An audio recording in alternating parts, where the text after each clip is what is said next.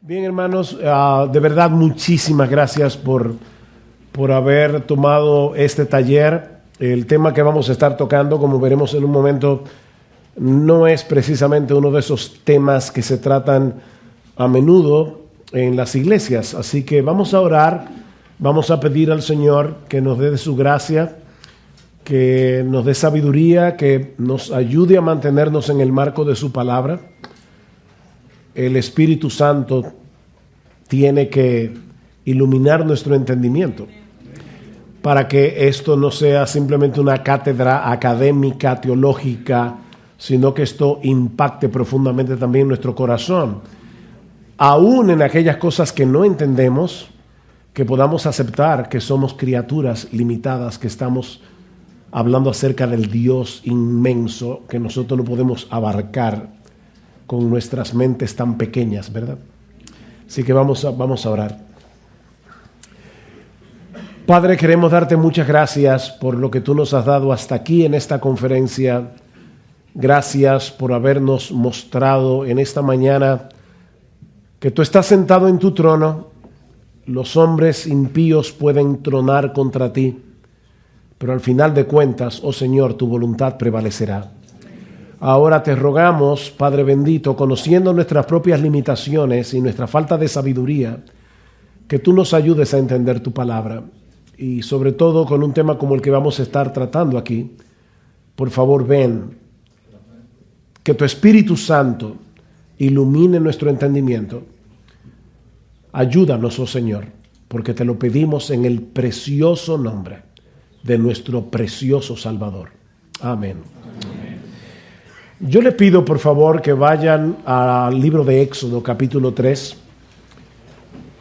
Debo hacer la misma salvedad que hice el año pasado. Mañana yo tengo una plenaria, pero esto es un taller. Y yo hago una diferencia muy marcada entre lo que es dar un taller y lo que es predicar. Por supuesto, yo soy predicador y no dudo que en el transcurso del taller esto se convierta en un preditaller. Eso no se lo puedo asegurar, pero sí quiero que sepan que en un taller es más interactivo. Para mí es diferente el formato de lo que es predicar la palabra del Señor. Habiendo hecho esa aclaración, vamos al libro de Éxodo capítulo 3. Me imagino que la mayoría de ustedes conocen la historia de Moisés, la zarza, la aparición del ángel del Señor y cómo Dios comisiona a Moisés a ir a liberar al pueblo. Y dice en el versículo 13, entonces dijo Moisés a Dios, he aquí, si voy a los hijos de Israel, estoy leyendo la Biblia de las Américas, y les digo, el Dios de vuestros padres me ha enviado a vosotros, tal vez me digan, ¿cuál es su nombre? ¿Qué les responderé? Y dijo Dios a Moisés, yo soy el que soy. Y añadió, así dirás a los hijos de Israel, yo soy, me ha enviado a vosotros. El tema de este taller es la simplicidad de Dios. Así que antes de proseguir, vamos a tratar con el elefante en la sala. Porque este es un tema que puede ser chocante. Y de hecho puede llegar a ser ofensivo para algunos creyentes. Al decir que Dios es simple.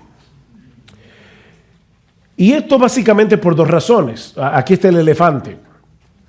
En primer lugar, porque algunos asumen que la palabra simplicidad es sinónimo de simpleza.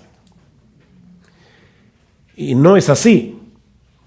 Decir que Dios es simple en el mismo sentido en que el libro de Proverbios nos advierte contra la simpleza es una blasfemia. O sea que, en primer lugar, no estamos usando la palabra simplicidad como sinónimo de simpleza, porque sería blasfemar contra Dios. En segundo lugar, porque nosotros solemos, aquí está el otro elefante, nosotros solemos asociar la complejidad con la eficiencia. Es decir, mientras más complejo sea un aparato, más cosas hace, más eficiente es. De manera que al afirmar la simplicidad de Dios, algunos pueden presuponer que lo que estamos diciendo es que Dios es poco complejo, fácil de entender, o que Él no es un ser poderoso ni eficiente. Pero la simplicidad de Dios no tiene nada que ver con ninguna de estas cosas. Y eso es lo que yo espero demostrar en un momento. Ahora, déjenme antes hacer una aclaración. Hermanos, cuando hablamos del ser de Dios, debemos reconocer la tensión que hay entre lo que Él ha revelado de sí mismo en su palabra. Dios ha querido darse a conocer. Nosotros necesitamos conocer eso que Dios ha revelado de sí mismo, pero al mismo tiempo lo que Él ha decidido dejar en el misterio. Hay cosas que Dios ha decidido revelar. Hay cosas que Dios ha decidido dejar en el misterio. Y lo mejor que nosotros podemos hacer es dejarlas donde Dios lo puso. Alguien decía, creo que fue Francis Schaeffer, que dijo una vez: ser bíblico es hablar donde la Biblia habla y callarte donde la Biblia calla. Ahora, el mismo Dios quiere que nosotros le conozcamos. Dice en Jeremías capítulo 9, versículo 23, que el sabio no se alabe en su sabiduría, ni el valiente en su valentía, ni el rico en sus riquezas. ¿En qué deberíamos alabarnos? No es retórica la pregunta. Recuerden que esto es un taller, no es una prédica. ¿En qué debemos alabarnos? En conocerlo y entenderlo. Así que, hermanos, no hay un mayor privilegio para un ser humano que conocer al Dios que se ha revelado en la Biblia y que es ahora nuestro Padre por causa de nuestra unión con Cristo. Dios se ha dado a conocer porque Él quiere que lo conozcamos. Pero nunca debemos olvidar la enorme distancia que existe entre nosotros y Dios. Nuestra comprensión está limitada primero por lo que Él ha revelado en la palabra, pero en segundo lugar está limitado porque somos criaturas. Somos criaturas. Nuestra mente finita nunca podrá abarcar por completo el ser de Dios, porque se necesita ser Dios para entender perfectamente a Dios. Nunca olvidemos eso. Así que si después de este taller tú dices: uy, hay algunas cosas que yo no entendí. Amén. Bienvenido al club, porque es que no las entendemos.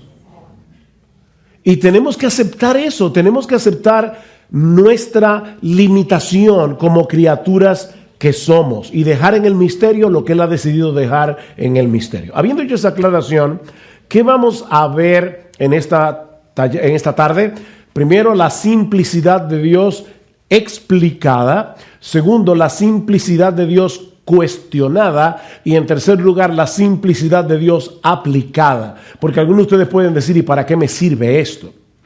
Bueno, vamos a ver esas tres cosas. En primer lugar, la simplicidad de Dios explicada. Al decir que Dios es simple, estamos afirmando que Él es uno y que Él no está compuesto de partes. Es en ese sentido que Dios es simple. Él no está compuesto de partes, como tú y yo, como todas las criaturas que existen. O para decirlo de otra manera, todo lo que hay en Dios es Dios. Él no está compuesto de nada más. Si a mí me cortan un brazo, yo sigo siendo ser humano.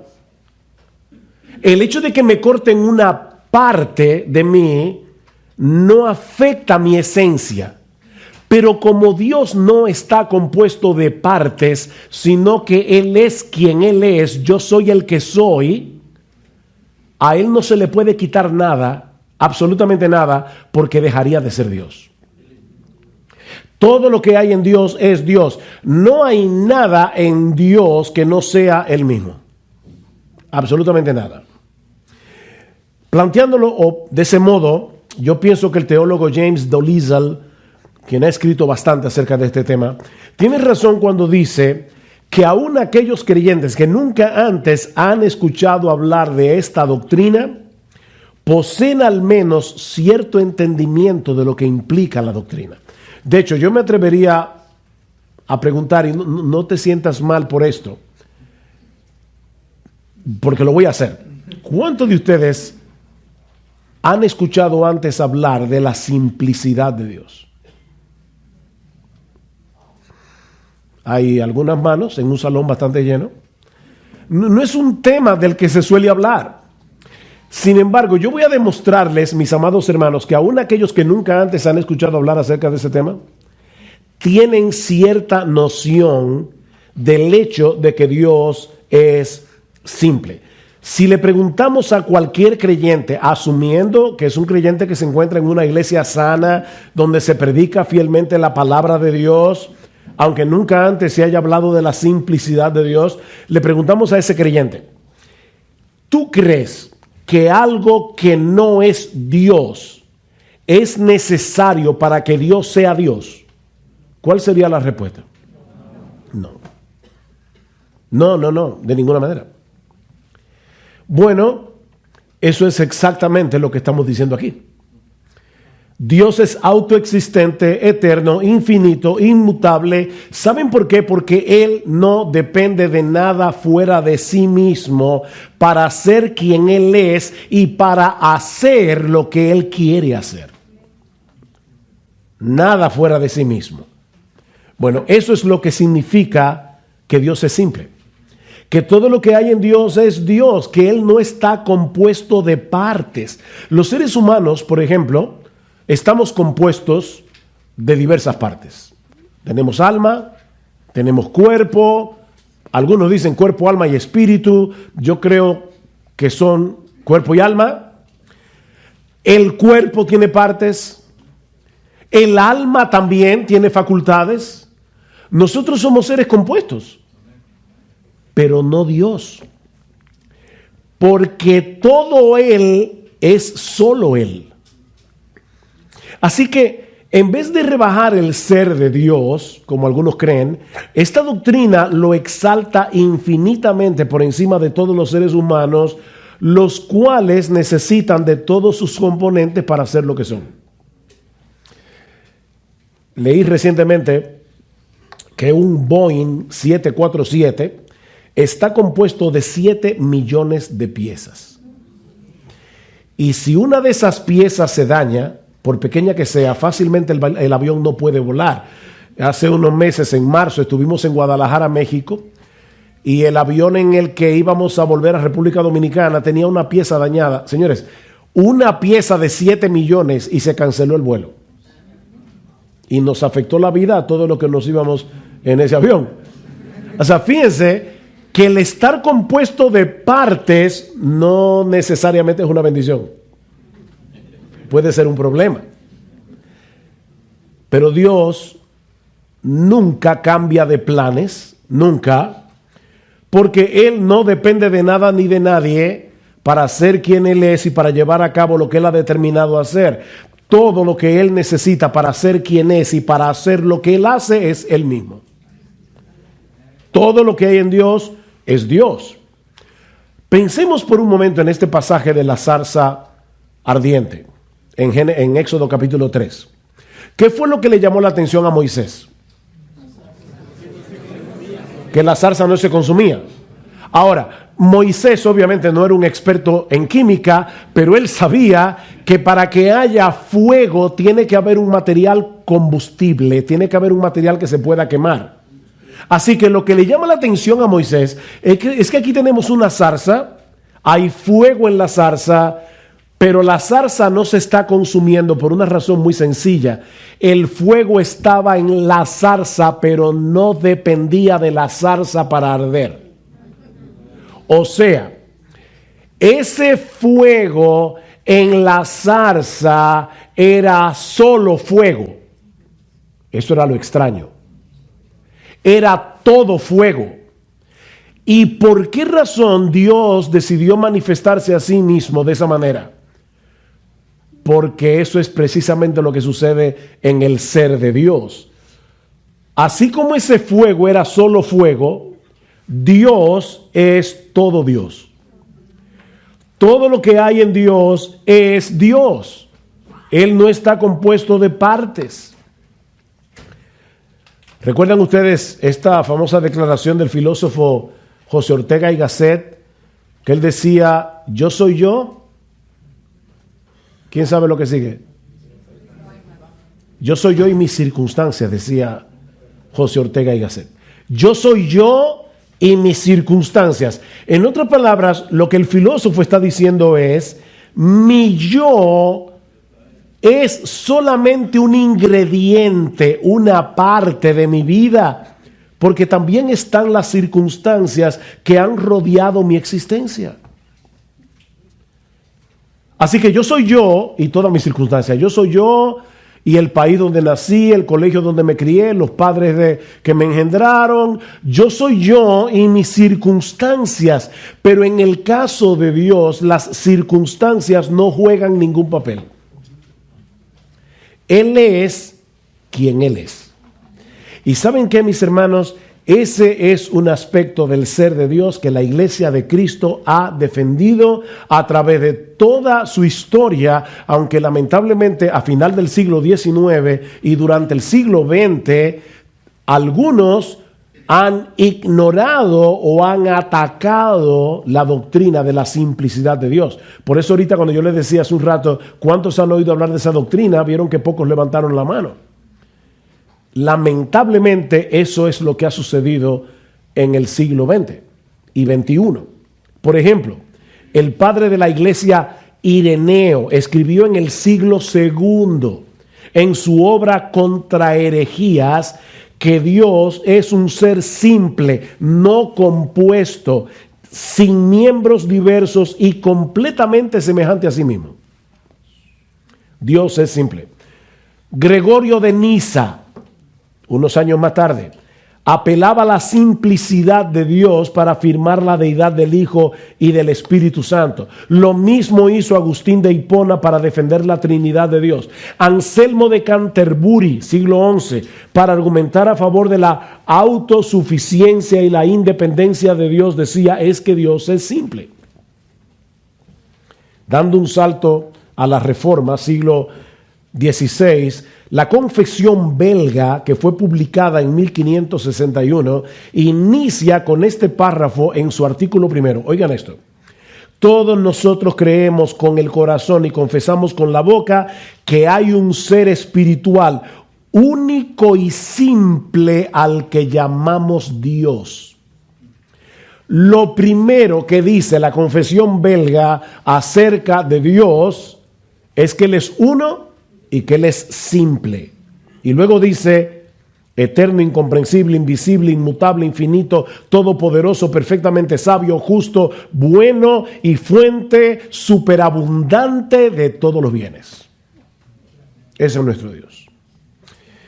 Y créanme, así podría continuar a través de las grandes confesiones reformadas y de los grandes teólogos que le sucedieron a la Reforma, de tal manera que Francis Turretin en el siglo XVII decía que los teólogos ortodoxos, o sea, los que tienen buena doctrina, han enseñado constantemente que la esencia de Dios es perfectamente simple y libre de toda composición.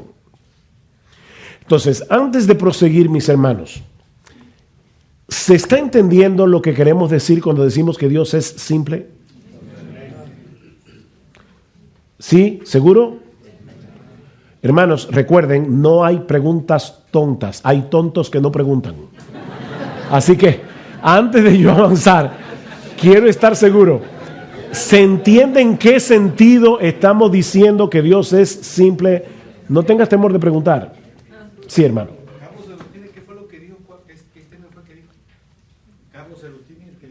Francis Turretin. Francis Turretin.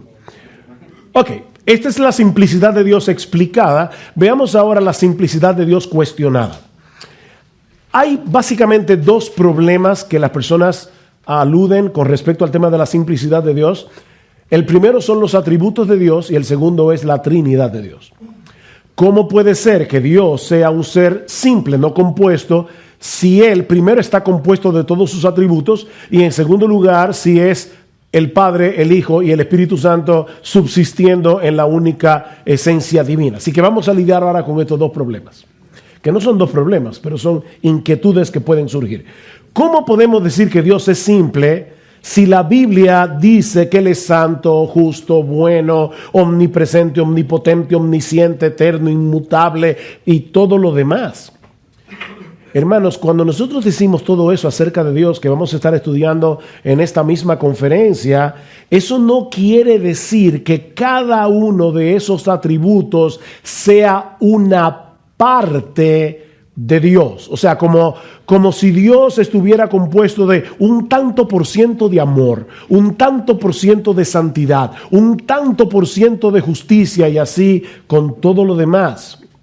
No, los atributos de Dios no son una parte de la esencia de Dios, sino que describen aspectos de su esencia.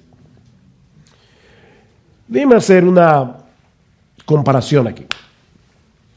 Yo estoy seguro que todos nosotros conocemos personas que no son sabias. Ok. ¿Por qué? Porque la sabiduría no es una parte esencial de nuestra humanidad. Se puede ser tonto y ser humano.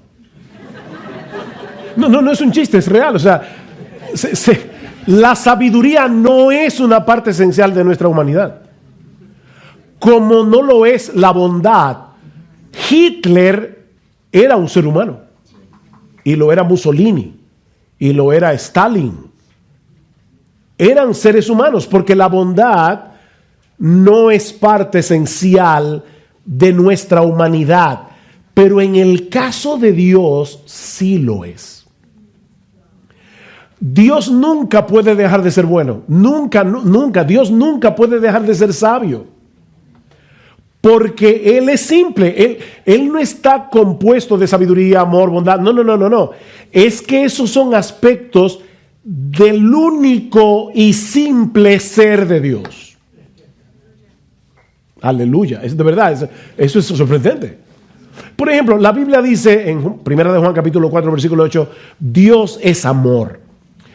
Lo que eso significa no es que Dios ame. Lo que eso significa no es que Dios tenga la capacidad de amar. No, mis hermanos. Lo que eso significa es que el amor es un aspecto esencial del ser divino. Dios no puede dejar de ser amor. No puede, es imposible.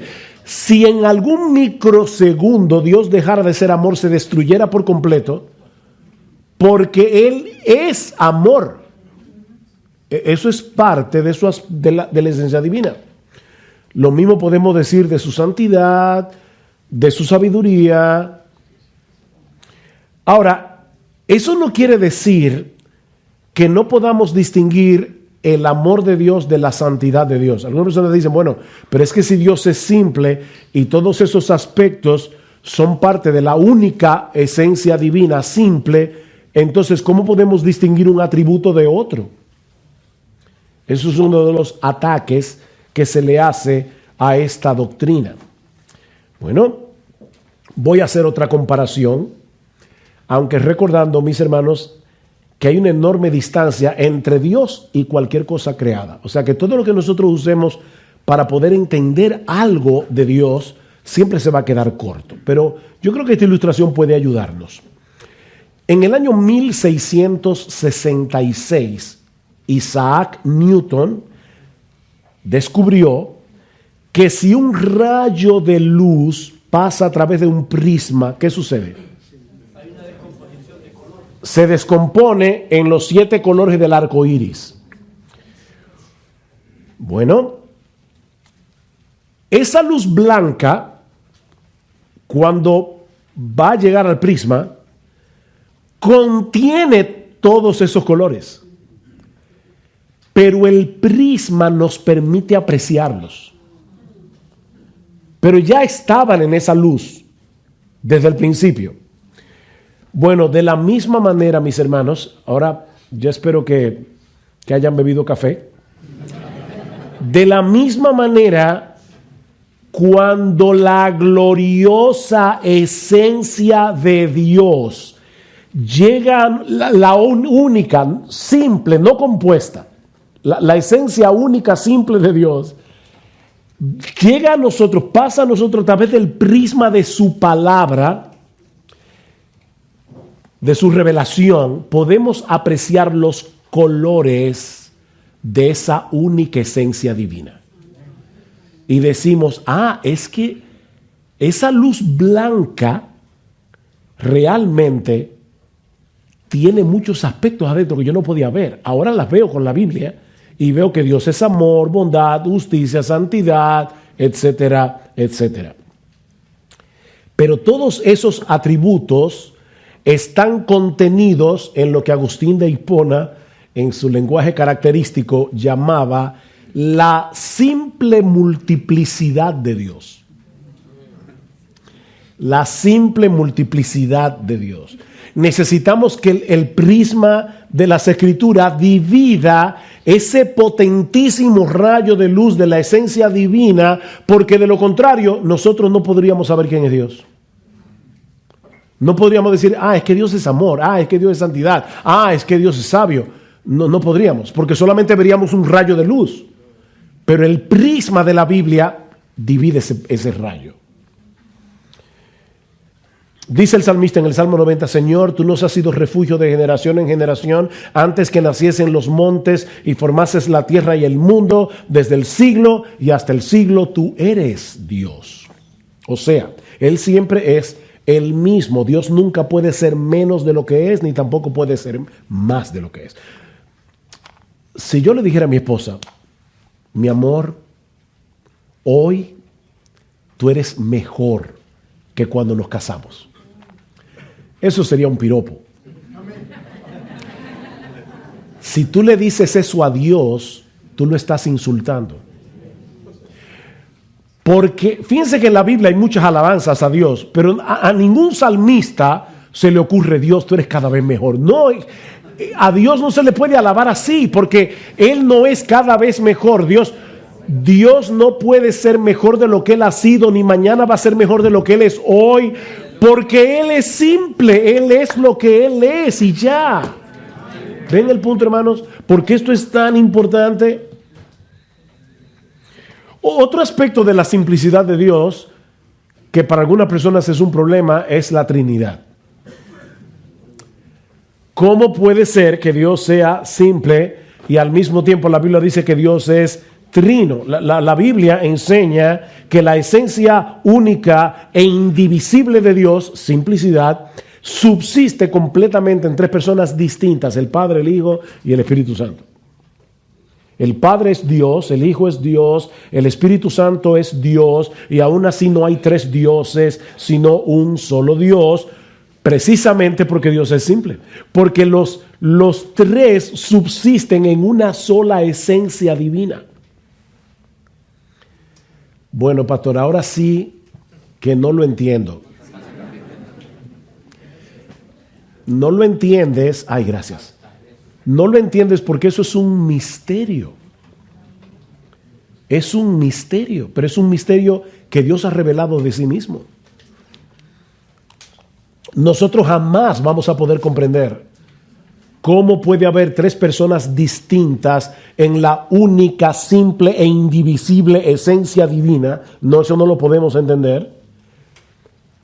Pero lo que sí debemos entender es que eso no significa que Dios esté compuesto de tres partes llamadas el Padre, el Hijo y el Espíritu Santo. Como si el Padre es un tercio de Dios, el Hijo es otro tercio y el Espíritu Santo es otro tercio.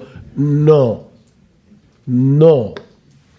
Una vez escuché a alguien decir, la Trinidad es como el huevo. O sea, la clara sola no es el huevo, La yema sola no es el huevo, la cáscara sola no es el huevo, pero si lo juntas las tres tienes el huevo. No, porque eso equivaldría a decir que cada persona de la Trinidad no es Dios en sí mismo. No, hermanos, el Padre es Dios, todo Dios, el Hijo es Dios, el Espíritu Santo es Dios. Como si tuviéramos que sumar a las tres personas para tener a Dios. No. Hermanos, cuando hablamos de la Trinidad, lo que en realidad estamos diciendo es que cada una de las personas, el Padre, el Hijo y el Espíritu Santo, comparte igual y plenamente la esencia única de Dios. Deuteronomio 6:4, oye Israel, Jehová nuestro Dios, Jehová uno es. Es uno de los textos favoritos de los musulmanes y es uno de los textos favoritos de los unitarios para negar la doctrina de la Trinidad de Dios. Pero lo que ese texto significa no es que Dios sea una singularidad matemática. O sea, es un solo Dios y por lo tanto no puede haber Trinidad. No. Lo que ese texto significa es que como Dios es único, porque es una sola esencia divina, Él y solo Él debe ser el objeto de todo nuestro afecto, de toda nuestra lealtad, de toda nuestra devoción, de toda nuestra obediencia. Solo Él. Por eso es que el texto dice, escucha Israel, Jehová nuestro Dios, Jehová uno es. ¿Qué sigue diciendo Deuteronomio 6:5? Inmediatamente después. Y amarás al Señor tu Dios con todo tu corazón, con toda tu alma, con toda tu mente, porque hay un solo Dios y por lo tanto, porque Él es uno, toda nuestra lealtad debe ser solamente a Él. Nosotros no podemos adorar a nadie más que no sea Dios. Ahora, noten algo interesante. La palabra uno en hebreo que aparece en ese texto, ejad, es la misma palabra que aparece en Génesis capítulo 2, versículo 24, cuando dice que Dios crea a Adán y Eva, los une en matrimonio y dice, ahora los dos serán una sola carne. Así que el hombre y la mujer son dos personas, pero en otro sentido son uno en el vínculo del matrimonio, así como Dios son tres personas, pero uno en su esencia. De manera que Dios es uno en un sentido y tres en otro. Dios es uno en su esencia. Dios es tres en sus personas.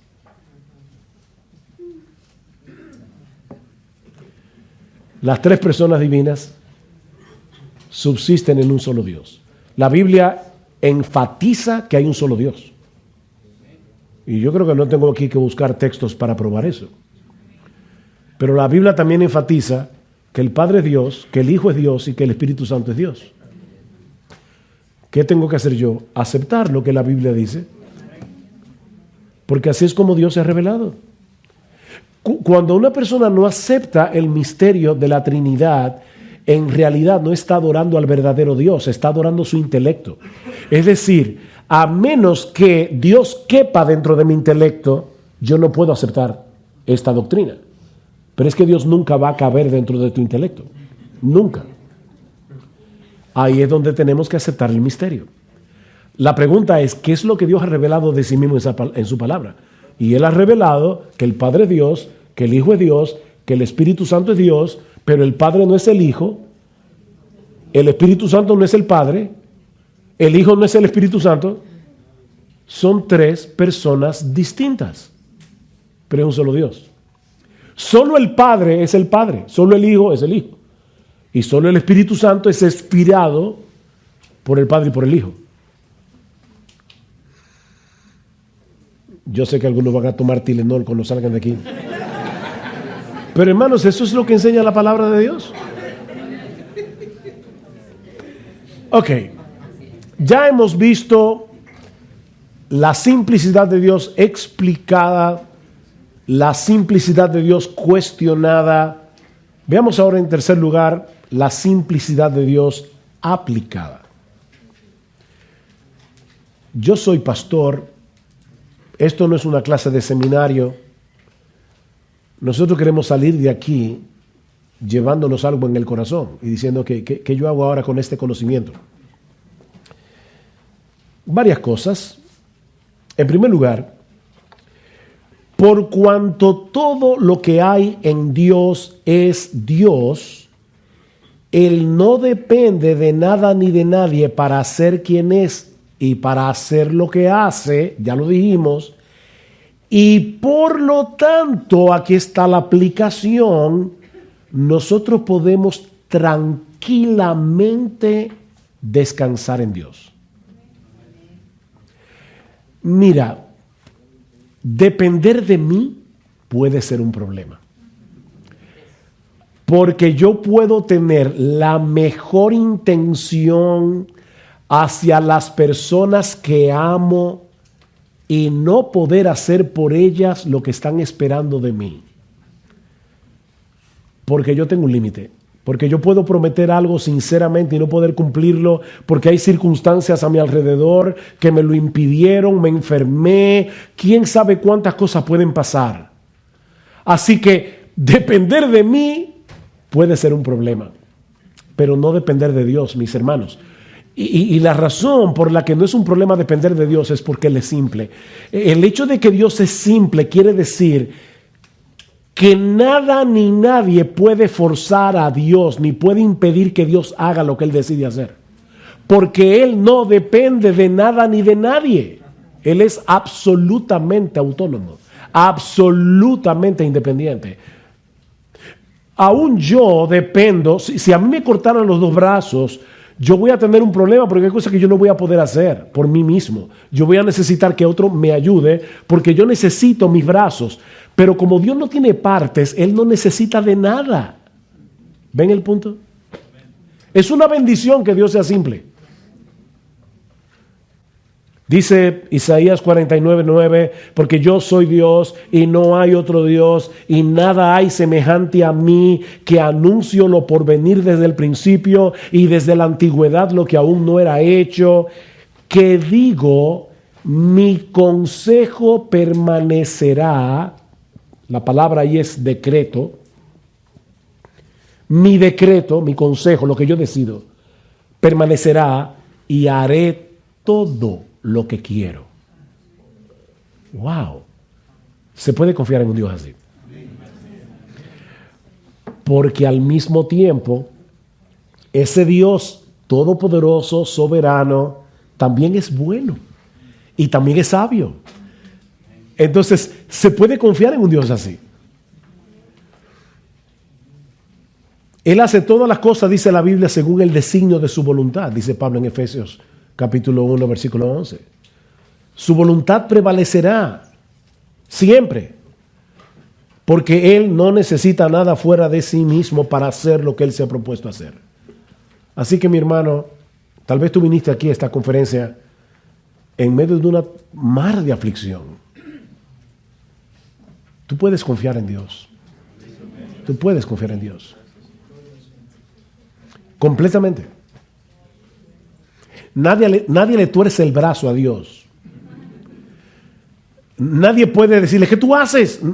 Nadie puede llamar a cuentas a Dios. Nadie. Confía en el Señor. En segundo lugar, debido a la simplicidad de Dios, debemos vivir con la conciencia de que Él está presente en todo lugar con todos sus atributos al mismo tiempo. Mañana me toca hablar acerca de la omnipresencia de Dios, así que yo no voy a ampliar este tema, pero me adelanto a decir que lo que eso significa es que todo Dios está en todo lugar al mismo tiempo. ¿Por qué? Porque Él es simple. Como Él no está compuesto de partes, por ejemplo, ahora mismo yo estoy aquí parado frente a ustedes. Si una hormiga está pasando por debajo de mis pies, yo ni cuenta me doy. Porque mi cabeza está aquí, mi centro de operaciones está aquí. Yo no sé lo que está pasando por debajo de mis pies. Pero en el caso de Dios no es así. Como Él no está compuesto de partes, todo Dios está en todo lugar al mismo tiempo, con todos sus atributos. Pero voy a detenerme ahí para no matar la prédica de mañana. El punto es, mis hermanos, que Dios no está diluido o difuminado por el espacio, como si por aquí estuviera parte del amor de Dios y por allá estuviera parte de la santidad de Dios. No. Es que Él es simple.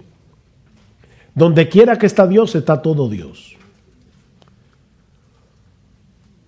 Dice Joel Vicky, vivimos constantemente en la presencia del Dios infinito, eterno e inmutable, de sabiduría, poder, justicia y amor. Por lo tanto, debemos vivir en temor reverente, confianza y esperanza todo a la vez. Voy a repetir eso otra vez porque a veces nosotros queremos compartamentalizar a Dios.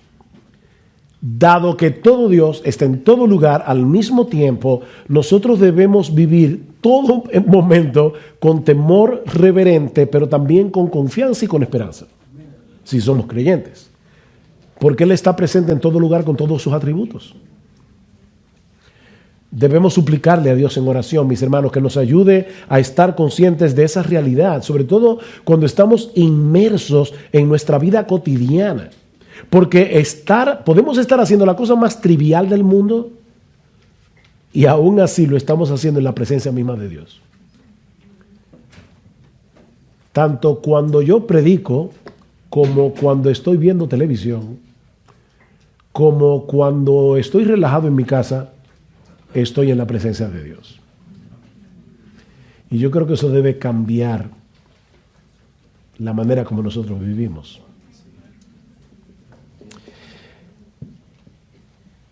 En tercer lugar, debido a la simplicidad de Dios, debemos procurar en dependencia del Espíritu Santo cultivar todas las virtudes que nos hacen cada vez más semejantes a su carácter. Debemos cultivar en dependencia del Espíritu Santo todas las virtudes que nos hacen cada vez más semejantes a su carácter. O sea, Dios no es más amoroso que santo. Dios no es más santo que justo. Dios no es más justo que sabio. Él tiene todo eso a la vez, porque Él es uno, simple. Él no está compuesto. Y dado que Cristo nos redimió para restaurar en nosotros la imagen de Dios, los cristianos, mis hermanos, no podemos darnos el lujo de darle más importancia a un aspecto de la piedad más que a otro. Está bien, yo voy a ser paciente, pero no me pidan que también sea amoroso. No, espérate. Es que tú no puedes hacer eso. Porque tú estás imitando a Dios y resulta que Dios, al ser simple, es todo eso a la vez. Tú no puedes decidir, este año es el año del gozo. Pero no me pidan que también sea el año de la santidad. Yo no me puedo ocupar de tantas cosas a la vez. No se puede. No se puede. ¿Cómo le llama Pablo en Gálatas 5:22 al carácter de Cristo? Él, no los frutos. No. El fruto del Espíritu. Es un solo fruto. El fruto único del Espíritu es amor, gozo, paz, paciencia, benignidad, bondad, fe, mansedumbre, dominio propio. Templanza, de dominio propio. Entonces yo no puedo decidir qué parte del fruto es al que yo le voy a dar importancia. Si yo me doy cuenta que no estoy siendo amoroso, yo tengo que pedirle perdón al Señor y decirle, Señor, ayúdame a ser amoroso. Pero puede pasar también si me estoy dando cuenta que yo no estoy siendo paciente. Si yo no estoy siendo paciente, hay un problema ahí. Y yo tengo también que pedir al Señor que me ayude a ser paciente. Y cualquier otro aspecto del carácter de Dios. Finalmente, debido a la simplicidad de Dios, solo Él es digno de nuestra más ardiente devoción, lealtad y adoración. Solo Él. Solo Él. ¿Cuál es el primer mandamiento de todos?, le preguntaron a Jesús. ¿Qué hizo él? Le citó Deuteronomio 6:4. Oye Israel, el Señor nuestro Dios, el Señor no es. Y amarás al Señor tu Dios con todo tu corazón y con toda tu alma y con toda tu mente y con todas tus fuerzas. Ese es el principal mandamiento. Si Dios es uno, no podemos tener nuestros afectos divididos. Debemos amarlo y adorarlo únicamente a Él con todo lo que somos. Es cierto, mis hermanos, que de este lado de la eternidad, mientras el pecado more en nosotros, adorar a Dios de ese modo será una lucha. Pero, y esa es la razón de ser de este taller, en la misma medida en que se acreciente nuestro asombro por quien es Dios, en esa misma medida aumentará el fuego de nuestra devoción por Él. Hace unos años yo tuve que viajar a Canadá por algo ministerial y mis amigos en Ontario me dijeron, no, pero no puede ser que tú visites Canadá y no vayas a las cataratas del Niágara. Así que me llevaron a las cataratas. Yo no sé cuántos de ustedes han visto las cataratas, no en película, en real. Pero miren, mis hermanos, aquello de verdad es impresionante. Ahora, cuando uno se acerca a un fenómeno natural como las cataratas, uno no piensa, bueno, ahora yo debo llegar a la barandilla, abrir la boca y decir wow. No, el ser humano no funciona así. Tú no tienes ni que proponértelo. Hermanos, cuando uno contempla un espectáculo como ese, millones y millones y millones de galones de aguas cayendo por minutos, cuando el agua rompe abajo, la luz del sol le da y se forman varios arcoíris a la vez, el sonido es atronador, en una forma muy natural tú dices, ¡wow! A menos que tú tengas un chip dañado, pero es la forma como uno reacciona. Así funcionan nuestras emociones y así funciona la adoración. La adoración. Hermanos, Dios nos creó con la capacidad de experimentar asombro ante todo aquello que es hermosamente inusual. Y en todo el universo no existe nada ni nadie que pueda compararse con ese Dios que no es susceptible de división alguna porque es simple.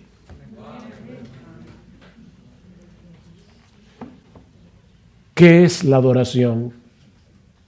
Me encanta esta definición. Es el dulce eco de las excelencias de Dios en el corazón de su pueblo. Eso es adoración. Es el dulce eco de las excelencias de Dios en el corazón de su pueblo. Él es infinito en su ser y perfecciones, lleno de gloria y majestad, de modo que es imposible conocer a Dios, contemplar a Dios en su palabra, sin ser movidos a sobrecogernos y a querer expresar de alguna forma nuestra admiración por Él. Y eso es adoración. Que sea esa, mis hermanos, la disposición que el Espíritu Santo produzca en todos nosotros mientras nos exponemos en estas conferencias al ser de Dios. De modo que podamos seguir cantando con todo nuestro corazón y con un entendimiento cada vez más profundo a Dios el Padre Celestial, al Hijo nuestro Redentor y al Eternal Consolador, unidos todos alabad, cantad al Trino y Uno Dios, sus alabanzas entonad, su eterna gloria proclamad con gozo, gratitud y amor al Trino y Uno Dios. Y esa ha sido mi oración por ustedes, mis hermanos, antes de venir a dar este taller. Que este taller pueda producir eso. ¿Te vas a ir de aquí con interrogantes? Yo lo sé. ¿Te vas a ir de aquí con preguntas que antes no tenías? También lo sé.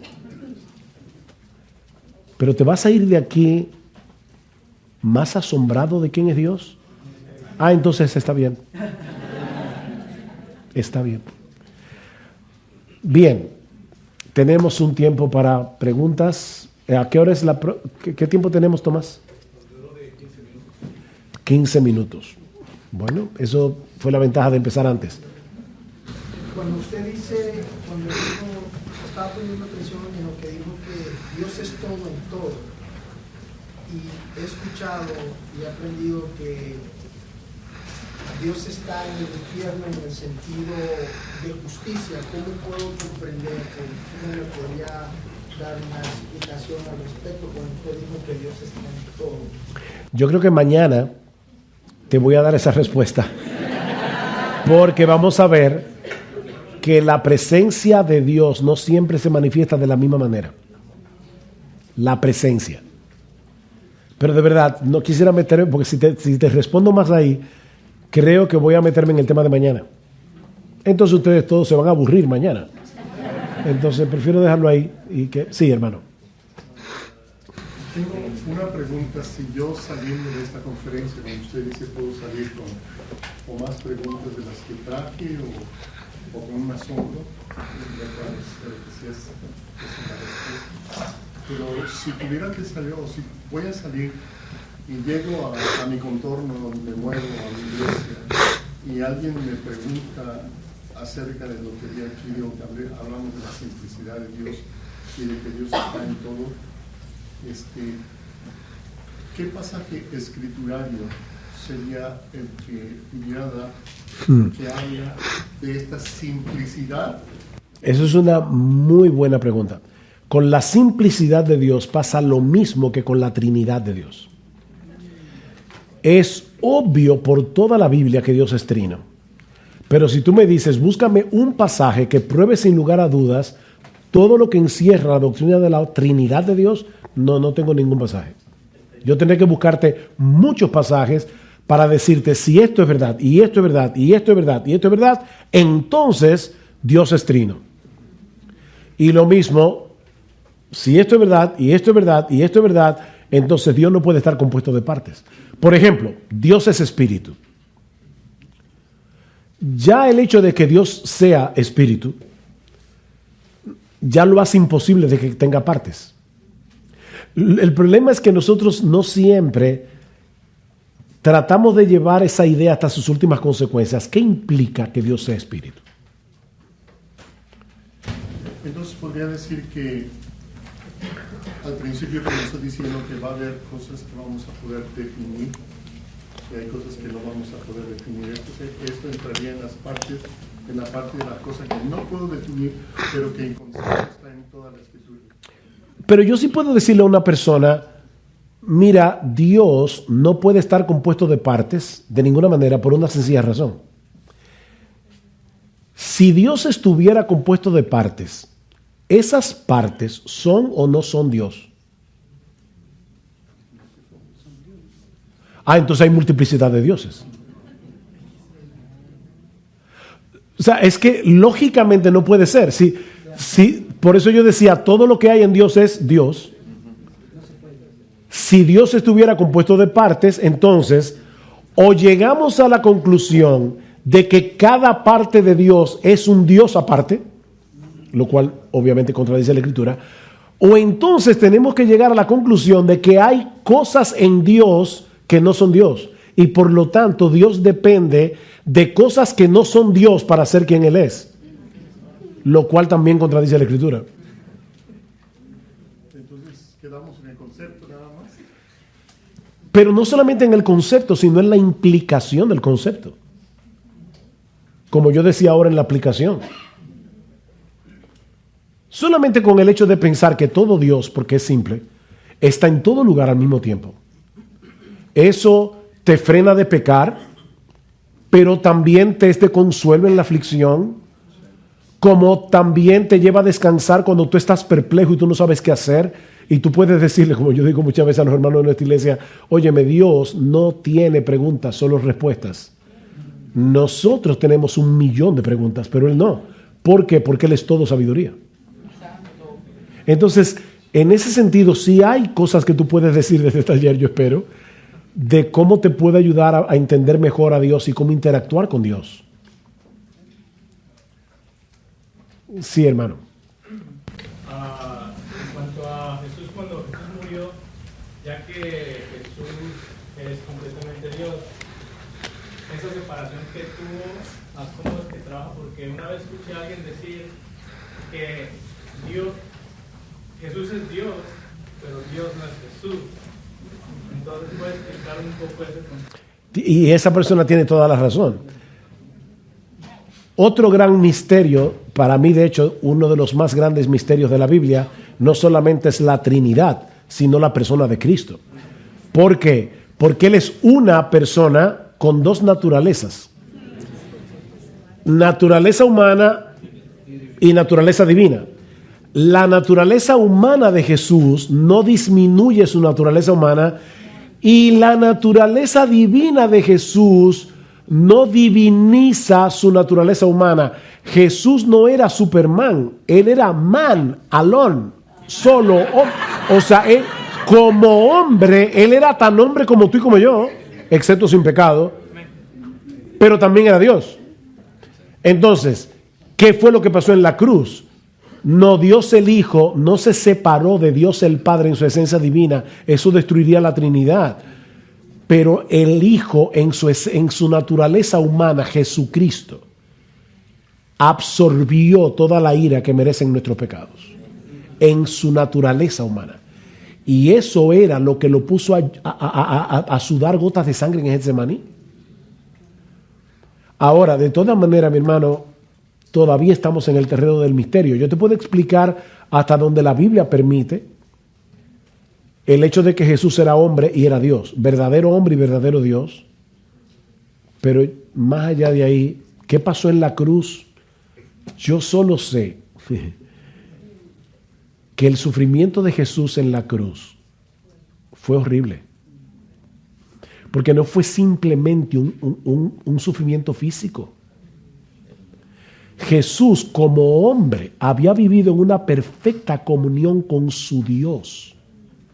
Se puede decir así, porque Él lo dijo. Dios mío, Dios mío. No le llamó Padre.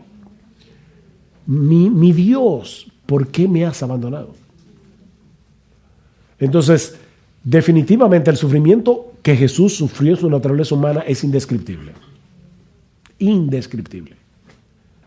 Pero nunca en el seno de la Trinidad hubo una separación entre el Padre y el Hijo. Jamás. Pero eso es otro misterio. Dos naturalezas en una sola persona. Jesús no habla de nosotros como, no sé cuándo ustedes vieron El Señor de los Anillos, pero el Gollum hablaba así. No, Jesús nunca habló así, él decía yo. Él es un yo. Sí. Acá y no creo que había escuchado de qué tan correcto es explicar la Trinidad con un ser en tres personas, el ser siendo lo que es Dios y las personas en quien es Dios. Es que ambas son quien es Dios. O sea, el ser, aquí ya nos estamos metiendo un poco en filosofía, más que en teología, pero el ser es la esencia de Dios. La persona es lo que lo hace único. El Padre es Padre del Hijo. El Hijo es Hijo del Padre. De hecho, uno de los errores que más se cometen, y yo sé que no es a propósito, es que hay personas que comienzan orando y dicen gracias, Padre, porque tú moriste por mí en la cruz. No, el Padre no murió en la cruz. El que murió en la cruz fue el Hijo. Entonces ahí están las personas. En el bautismo de Jesús, el Hijo humanado entró en el agua del Jordán, el Espíritu Santo descendió sobre él en forma de paloma y el Padre habló desde el cielo. Este es mi Hijo amado. Es obvio que no, como me dijo alguien el otro día, no, lo que pasa es que a veces el Padre toma la ropa de Padre, a veces la toma de Hijo, a veces... No. A veces dice, bueno, es como yo, por ejemplo, yo soy el padre de mis hijos, el hijo de mi padre y el esposo de mi esposa. No, no, no, no, no. Eso es una herejía que se conoce como modalismo, que fue condenada en el siglo IV. No, no, no, no, no. Es que el Padre es el Padre, el Hijo es el Hijo y el Espíritu Santo es el Espíritu Santo. Entonces, es ahí donde entra la palabra persona, lo que lo hace ser quien Él es. Pero los tres es Dios. Un solo Dios. Yo recuerdo una historia muy triste que mi esposa y yo vivimos. Es que había una joven que hizo profesión de fe en una de las primeras iglesias que nosotros plantamos. Nosotros salimos a plantar cuando nos casamos, y esta persona asistía a nuestra iglesia, pero luego yo volví a mi iglesia madre, que es la iglesia en la que he estado ya por 40 años, y el esposo de esta muchacha me llamó un día y me dijo: necesito su ayuda, pastor, porque fulana se hizo testigo de Jehová.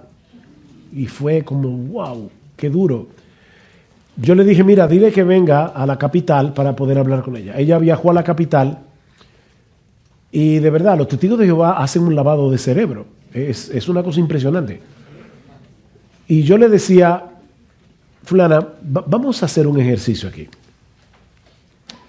Vamos a ver algunos textos bíblicos. Y vimos algunos textos de la palabra, pero el que más me chocó fue Isaías 6, el texto que predicó el pastor MacArthur hace un momento. Isaías tiene esta visión y es obvio, ¿verdad?, que el Padre estaba ahí. Eso no lo niega nadie. Dios el Padre estaba ahí. Pero en Juan capítulo 12, Juan cita ese texto de Isaías capítulo 6 y dice, Juan capítulo 12, perdón, fui al 11.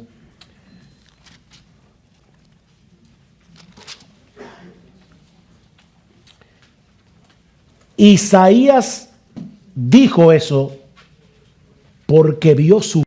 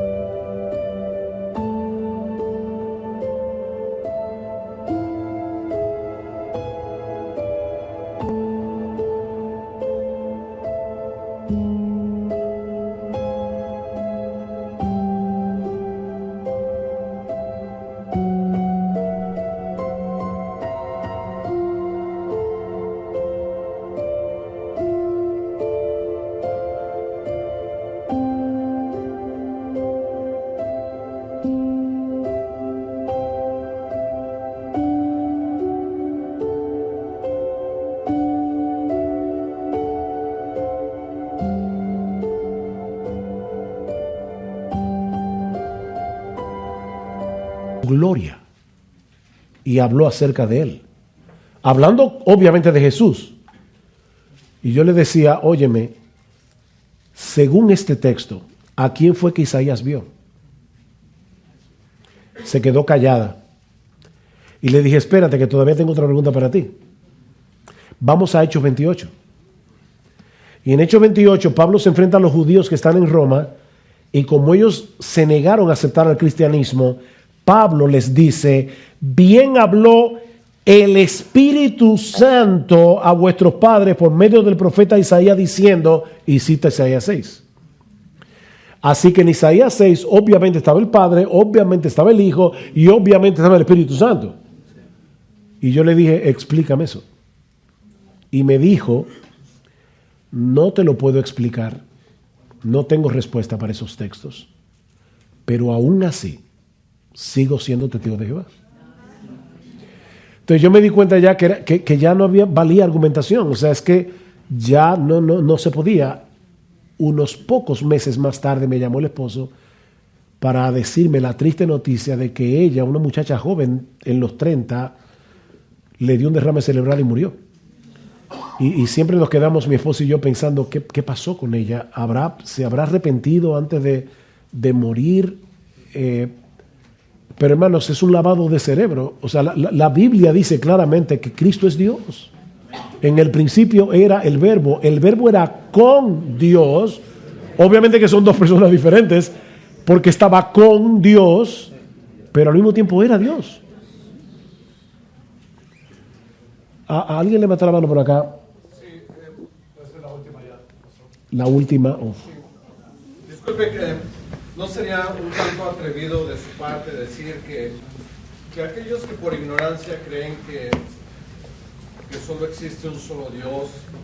Estoy hablando por ignorancia, ¿verdad? Porque hay muchas personas que todavía no tienen el estudio adecuado y hasta cierto grado creen que solamente existe un solo Dios.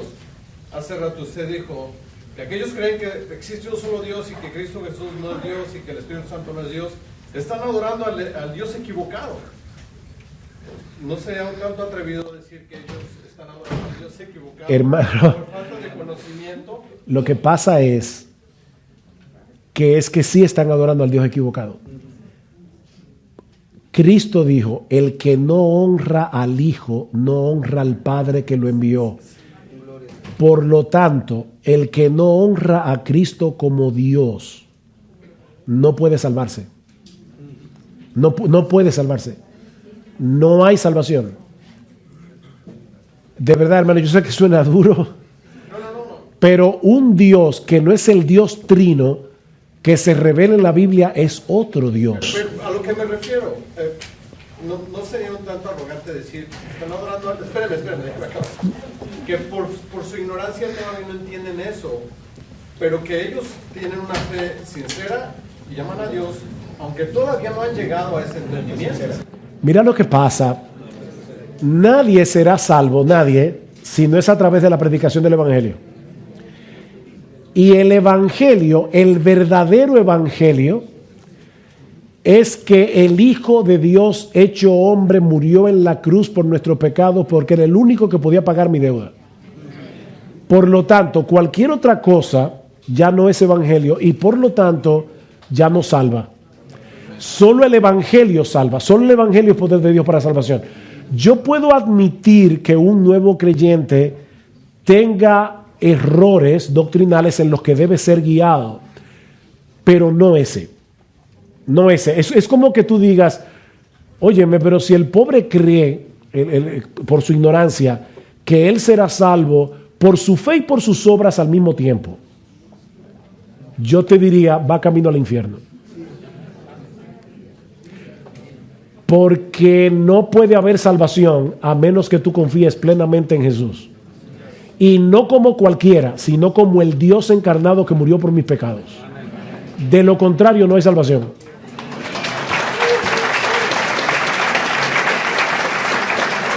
Y de verdad, por si acaso, no me sentí ofendido por lo de arrogante. Yo sé lo que tú me estás queriendo decir. Pero eso, por si acaso, para que no nos sintamos a veces atemorizados, eso no sería arrogancia, sería ser bíblico. Hermano, gracias, muchas gracias por su tiempo.